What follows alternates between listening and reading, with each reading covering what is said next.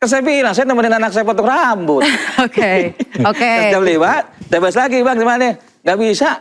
Saya nemenin anak saya potong rambut, saya kirim fotonya. Itu diutarakan Rasman dalam acara kemarin. Kalau Rasman nih jalan ini pikirannya tuh yang badan besar itu. Ngerasa ini besar juga ya. Tapi berarti Bang Rustam Anda nakal juga ya. Anda jawab tapi Anda ternyata tidak bergerak. Iya, artinya begini. Tapi tadi dibilang sama Bang Rustam banyak yang nawari loh Bang Ade. Kalau ada yang nawarin, itu pintar-pintar dia. Berarti calo. Calo itu.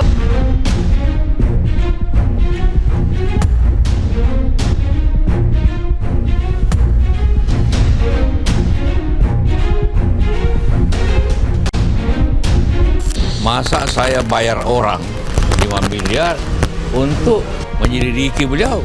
Itu penghinaan dan merugikan tabat saya. Sebelum dilaporkan oleh Pak JK, Rismon sudah beritahu, Bang, jangan-jangan nanti saya dilaporkan nih urusan 5 miliar oleh Pak JK. Coba abang lihat, itu ada video beredar, suara saya. Padahal itu bukan saya dan itu AI.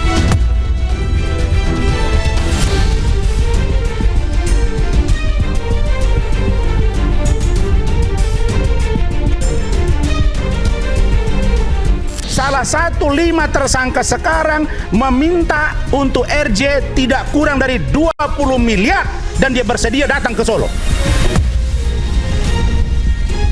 Tapi saya akui itu saya. Kalau saya mau RJ nggak sama Rasman, banyak yang nawarin saya RJ. Kalau mau RJ dengan saya tantang terbuka. 100 triliun kita terbuka. Wah. Saya tidak mau berspekulasi dan saya juga tidak mau menuduh siapapun. Biarkan proses hukum dan proses yang lain berjalan apa adanya. Kita stoplah ini perkara dengan cara tinggal Pak Jokowi memperlihatkan ijazahnya kan. Ini persoalan sudah di ujung. Maka episodenya adalah yuk kita buktikan.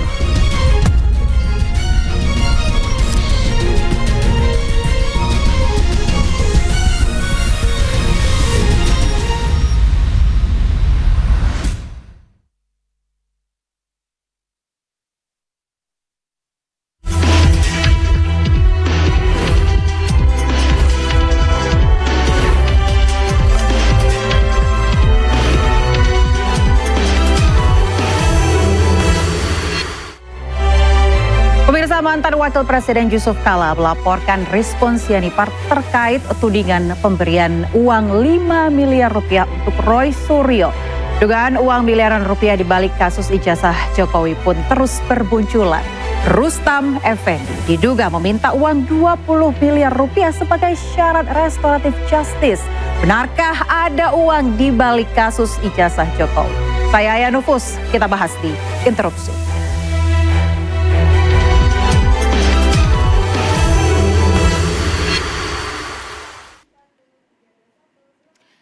Kita akan bahas langsung pada malam hari ini di studio Interupsi. Di sebelah kiri saya sudah ada Bang Rustam Effendi secara langsung datang pada malam hari ini. Terima kasih Bang Rustam, tersangka kasus ijazah Jokowi. Dan juga di sebelahnya sudah ada Bang Ferdinand Hutahayan. Terima kasih Bang selaku praktisi hukum. Dan di sebelah kanan saya ini sudah ada Bang Ade Darmawan, dari tadi senyum-senyum saja. Selamat malam. Peradi Bersatu. Assalamualaikum Maya. Waalaikumsalam. Lagi lega aja.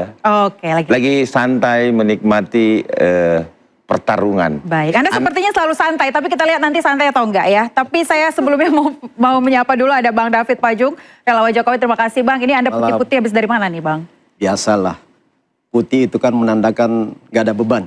Gak ada beban ya, baik.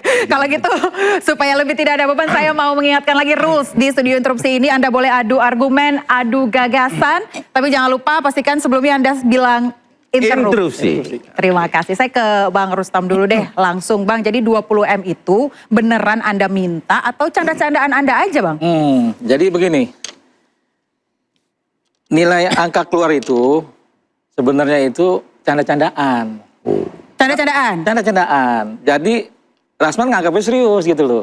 Jadi ketika saya dengar di acara kemarin itu, saya nggak datang gara-gara nemenin anak potong rambut, seharusnya Rasman tuh logikanya tuh bermain gitu loh sebagai kuasa hukum gitu. Kalau bicara soal tawaran RJ kan banyak buat saya. Sebentar, itu Anda ngobrolnya berdua aja sama Rasman? Lagi kontakan? Bukan, ini bukan sama Rasman sebenarnya. Mas, saya juga bingung kok bisa itu berada di Rasman gitu loh. Jadi cerita begini, saya punya kawan di TPU juga, ex TPUA. Dia telepon saya, Bang Rustam, saya mau ketemu dong. Kenapa? Kok tumben lu telepon gua? Saya habis ketemu jenderal gitu kan. Dia mengajak saya ke suatu tempat dan bicara, teman saya ini kenal nggak sama yang namanya Rustam? Kan ex TPUA. Dia bilang kenal lah. Kan dia aktivis juga, ex TPUA juga. Terus bisa nggak diatur supaya Jenderal. supaya Ini Bang maulah Bang, dia buka RJ. nih. Yang menarik buat saya itu karena disebutan jenderal. Ini menarik buat saya gitu loh. Oke. Makanya saya bilang, dalam hati saya, wah nih gue kerjain juga nih jenderalnya kan gitu kan. Disebut tidak jenderal dari mana, hijau atau coklat? Nah itu disebut apa enggak ya partai coklat lah. Dia bilang begitu pengakuan dia kan. Baik. Tai atau tidak saya nggak tahu gitu loh. Terus saya bilang begini sambil canda-canda. Ya udah lu bilangin sana. Kalau di atas 20-30 oke. Di bawah itu nggak usah lah saya bilang gitu kan. Nah ketika abis abang serius nih, ya serius lah. Tapi dalam hati saya ketawa-ketawa juga kan. Nah, Yang benar, serius atau nggak serius nih Bang Rustam? jadi begini, kalau buat saya dari dulu saya bilang, ikan yang nawarin saya tuh banyak. Oke. Bukan cuma satu, bukan cuma Parat Abbas, bukan cuma pengacara perempuan, bukan cuma ketua Rejo, ketum Rejo, bukan cuma adalah yang lain gitu loh. Banyak gitu loh. Kalau saya mau kan nggak melalui Rasman. Emang itu Rasman siapa gitu? Nggak penting-penting juga dalam kasus ini kan gitu. Nah, setelah itu saya buat candaan. Oke lah gitu. Ya udah Bang, kalau serius dia telepon lagi teman saya satu lagi yang hari ini dekat dengan Rasman nih. Nah, dia telepon bilang begini. Bang, ini Bang Rustam sama gue nih. Dia bilang gitu kan bahasa-bahasa jalanan lah. Siapa yang lagi dekat sama Bang Rasman nih? Saya sebutnya namanya Mas Arif. Oke. Yang lagi menangani kasus itu. Nah, Arif yang ngomong. bukan. Interupsi dulu. Ini Arif yang ngomong maksudnya Bang Rustam. Maksudnya Arif yang menelpon abang. Bukan. Jadi kawan saya ini kawan satu lagi. Oh gitu. Nah, dia telepon Arif, Bang Rustam sama saya. Katanya Bang Rustam mau RJ nih gitu. Serius loh? Serius nggak Bang? Serius, saya bilang gitu aja kan. Akhirnya ya udah. Besok aja, besok gue mau ke rumah Rasman, dia bilang gitu kan. Ya udah terserah lo atur lah, saya bilang. Akhirnya berangkatlah dia. Besoknya gitu kan, pagi-pagi WA saya. Bang besok ke ini ya, jam 8 kita ketemu di Ciganjur, dia bilang gitu, rumah Rasman. Saya jawab oke. Kedua, sorean lagi, Bang, dia mau kemari belum? OTW, saya bilang gitu. Tapi Anda OTW? Kan saya bilang, saya nemenin anak saya potong rambut. Oke. Jam 5, bebas lagi Bang, gimana? Gak bisa. Saya nemenin anak saya potong rambut, saya kirim fotonya. Itu diutarakan Rasman dalam acara kemarin. Kalau Rasman nih jalan ini pikirannya tuh yang badan besar itu. Rasanya ini besar juga ya. Tapi berarti Bang Rustam Anda nakal juga ya. harus Anda nakal. jawab tapi Anda ternyata tidak bergerak. Iya, artinya begini. Selama ini kan kita dibohong-bohongin aja sama Jokowi. Apa salahnya kita bohongin orangnya Jokowi? Ini harusnya Rasman di sini nih, bukan gua nih ya kan. Ini salah. Bang Ade, Tadi saya tanggapan bilang, dari Rasman harus Bang Ade. hadir. Iya. Di awal dia merespon. Oke. Sebenarnya target saya ini bukan Rasman, karena Rasman dibelokkan gitu loh. Oh gitu. Justru yang saya mau targetnya jenderal ini siapa? Oke. Berani Iya. sekali mengorbankan dia punya bintang di ininya kan, di pundaknya gitu loh. Ini yang mau saya tanya begitu. Iya, Yang lucunya sebelum ketemuan kan saya podcast juga di Medilog dengan kawan-kawan di Lapan Banteng. Pernyataan saya agak keras memang, saya keras. Saya kalau bicara soal ijazah keras aja udah terlanjur Oke. mau ngapain. Baik, kan? coba saya mau dengar dulu dari Bang Ade. Tanggapan Anda seperti apa? Ternyata candaan Bang, tapi dia sempat direspon juga sama Bang Rustam. Ya, jadi gini. Ini sebenarnya siapapun yang ini kan pengajuan. Pengajuan kalau mau restoratif. Kan katanya begitu tuh. Jadi gini, sampai saat ini belum pernah dari kubu kami ya itu menawarkan yang langsung dari mulut Bapak Insinyur Joko Widodo. Itu dulu saya bikin clear. Bahwa tidak ada arahan apapun. Ini interupsi. Sebentar, Tidak sedikit ada. aja Bang, intinya Bang Ade. Tidak ada niatan Bapak Insinyur Joko Widodo itu untuk menyampaikan kepada seluruh relawannya untuk melakukan bahwa mereka restoratif, tidak ada. sifatnya Bapak Insinyur Joko Widodo adalah diam mengikuti proses hukum. Tapi tadi dibilang sama Pak Rustam banyak yang nawari loh Bang Ade. Kalau ada yang nawarin, itu pintar-pintar dia. Berarti calo. Calo itu. Calo. Oke. Iya. Oke. Calo itu. mau juga kita daftar jadi Iya, mau juga gue daftar jadi calo. Jadi tidak ada seperti itu. Saya clearkan malam Berarti gini, ini. interupsi. Berarti nama-nama yang saya sebutkan itu harus diperiksa tuh oleh Pak Jokowi itu. Oke. Itu Para tabas. itu internal antara Bukan internal. relawan dan Pak Jokowi. Bapak jangan masuk di situ dulu. Saya mau jelaskan dulu. Bapak Insinyur Joko Widodo sekarang, ya kan, tidak pernah menawarkan yang namanya restoratif justice. Titik. Ya, tetapi kami berprinsip diam dan mengamati, mengikuti konsen pada proses hukum. Itu dulu. Bahwa kemudian saat ini banyak terjadi maintenance isu, ya, maintenance isu ini, itu kita tidak mau terlibat terlalu dalam ke situ. Kalau Bang Rustam mengatakan bahwa ada pembuat ijazah namanya ABC, itu pasti resikonya ada di Bang Rustam aja. Oh iya, pasti. Secara personal. Oke. Bahwa itu akan pasti. Saudara Eko juga kalau memang tidak betul pasti sudah dilaporkan. Kan begitu. Dan saya Bang Eko langsung disebut gamblang ya kemarin Oh iya tadi. dong, memang Eko. Nah, kalau Eko memang melakukan itu berarti dia yang palsu ijazah yang mana? Yang disetorkan kepada dia atau bukan? Nah, itu mesti dipanggil, tangkap dia itu. Oke. Ini nggak boleh main-main. Oke. Kenapa? Oke, tapi yang menariknya adalah tadi banyak nama, tadi Anda katakan sebagai calo, berarti calo itu kan melihat peluang ada uang. Nggak gitu. ada itu, nggak ada.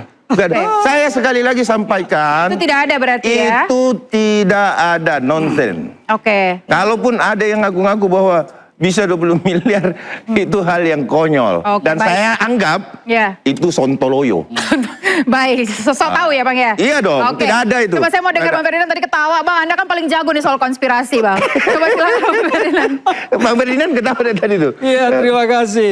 Banyak tahu Saya dia, sebetulnya banyak orang yang cukup menyayangkan proses hukum ini sampai sekarang tidak jelas rimbanya bagi saya.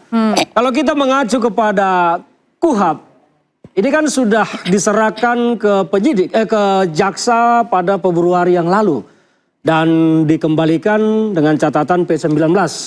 Kemudian sampai sekarang kita tidak mendengar lagi atau setidaknya belum mendengar lagi perkara ini sejauh mana dan kapan akan diserahkan kembali oleh penyidik ke jaksa. Dan kalau kita mengacu kepada KUHAP harusnya kan 14 hari ya waktu yang diberikan untuk meneliti maupun untuk penyidik mengembalikan itu. Itu yang pertama bagi saya. Tapi kembali ke soal uang ini adalah juga yang sangat saya sedih melihat proses hukum di negara kita. Bagi saya ini adalah sebuah konspirasi yang justru dikreasi oleh, saya mengatakan kelompok Solo. Mengapa demikian? Bagi saya ini, Pak Jokowi itu adalah sampai sekarang orang yang tidak akan pernah berani perkara ini sampai di pengadilan. Mengapa? Pak Jokowi, saya yakini tidak akan pernah mampu menunjukkan bukti-bukti valid bahwa dia pernah selesai kuliah, pernah susun skripsi, pernah wisuda. Interupsi kurang update. Saya selesaikan. Saya selesaikan nanti interupsinya. Ini kan keyakinan saya. Nah, itu yang pertama. Yang kedua, bagaimana mungkin Pak Jokowi akan berani duduk di kursi yang biasa diduduki oleh terdakwa maupun saksi, kemudian akan berhadapan dengan pertanyaan pengacara dari para terdakwa. Akan banyak hal-hal yang tidak bisa dijawab oleh Pak Jokowi. Salah satunya nanti dijawab. Salah satunya adalah kalau pengacara bertanya siapa sebetulnya dosen pembimbing skripsinya Pak Jokowi. Ini akan menjadi satu pertanyaan yang nggak pernah bisa dijawab. Karena dulu Pak Jokowi mengaku Pak Kasmujo. Pak Kasmujo kemudian belakangan membantah. Dan sampai sekarang kita tidak pernah mendengar lagi siapa sebetulnya dosen pembimbing skripsinya Pak Jokowi. Nah, dari banyak hal lagi pertanyaan-pertanyaan yang akan diarahkan ke Pak Jokowi pasti tentu secara mental tidak akan siap berhadapan dengan itu. Maka isu ini di-create. Dan muncullah pembuat video AI. Saya percaya meyakini video ini justru dibuat oleh pendukung-pendukung ya entah siapa, tapi yang... Jangan fitnah ya. Tujuannya apa?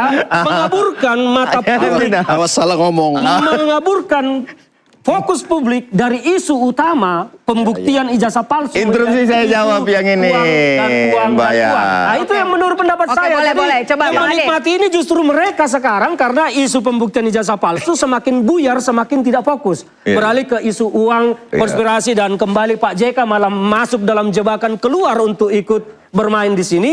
Akhirnya apa? Tontonan layar tancap baru ada bagi publik. Tontonan layar tancapnya tokohnya sekarang Pak JK.